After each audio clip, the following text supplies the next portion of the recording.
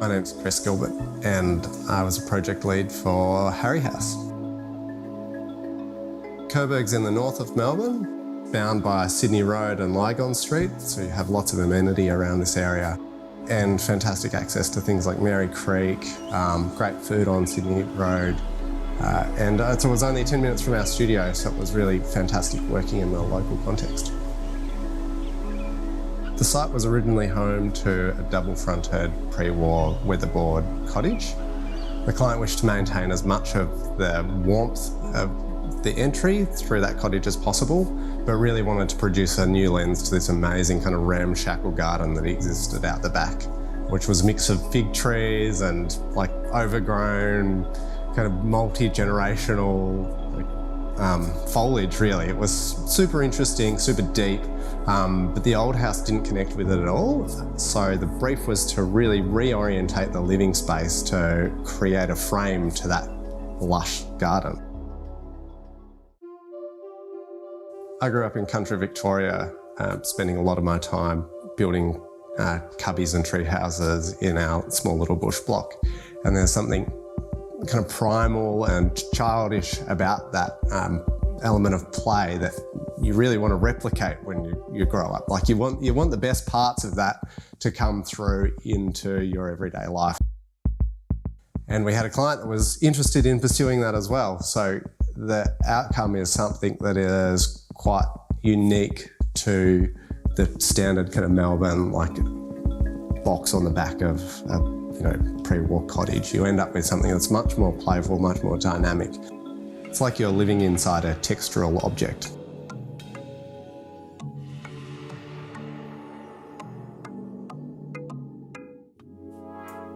The front part of the house retained the original cottage, and it's not obvious that there's been a big renovation done when you first arrive. The sightline from the front door takes you straight through the extension to the garden and the fig tree, and people are immediately drawn to that. I'm Tanya, I'm one of the homeowners here. I live with my husband Pete and our 3 boys who range in age from 6 up to 16. Harry is our dog, and the house is named after him by our youngest son, who used to ask if we were visiting the Harry house when we were doing site visits. The material selection in this building was quite important. We really wanted materials that would age well, be robust, and be quite honest, like honest carpentry, and materials and textures that had a life and had like errors and mistakes in them, because that's what kind of makes the tree house. It's not this perfect polished thing. The concrete obviously is never going to go anywhere, but also the inox board, it's indestructible. It's actually fireproof. So I've got Japanese heritage. The house has deliberately incorporated Japanese style design elements. Archer already used those in prior projects, and it was one of the things that attracted me to work with them. We have an old Mizuya Tansu, an old Japanese piece of furniture, which is quite large, and we wanted to make sure there was space for that to be incorporated into the project. The challenge of a long narrow site, of course, is how to get light into all rooms of the house. So for this building, we kept the original pre-war cottage and inserted a courtyard between the new and old building. And what this does is allow natural light straight into the rumpus room and like deep into the main kids' living space, while also allowing the landscape to wrap all the way around the building. So no matter where you are in this space, you're looking out into the garden.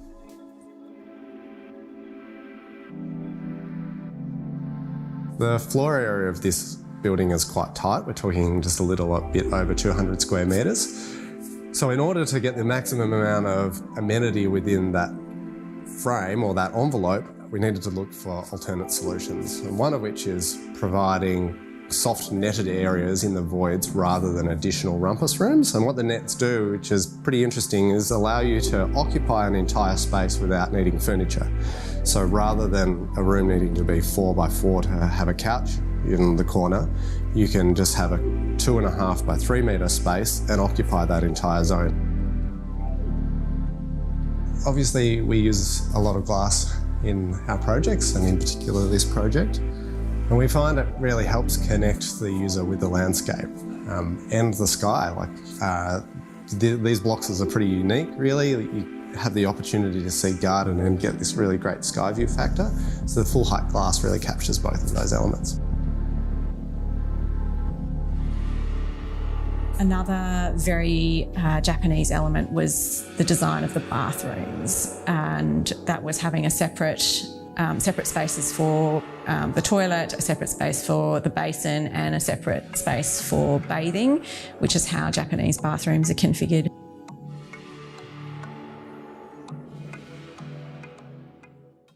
Lots of people talk about kitchens being the heart of the home, and in that respect, this project's no different. The step-down kitchen is really fantastic because it allows the person who's using the kitchen for their workspace to be at 900 mils and is perfect for preparing food, where the people on the other side of the bench space are interacting with an object that's much more like a piece of furniture at table height.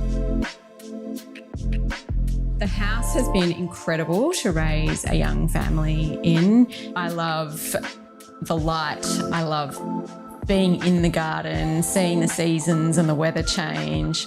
I love relaxing in it. The project has exceeded all my hopes and expectations. It's incredible. I'm most proud that Tanya's happy with the outcome. You know, it's her house. It was designed for her and her family, and if she's happy, we're happy. You know, it's a family house for living, not for filming, ironically.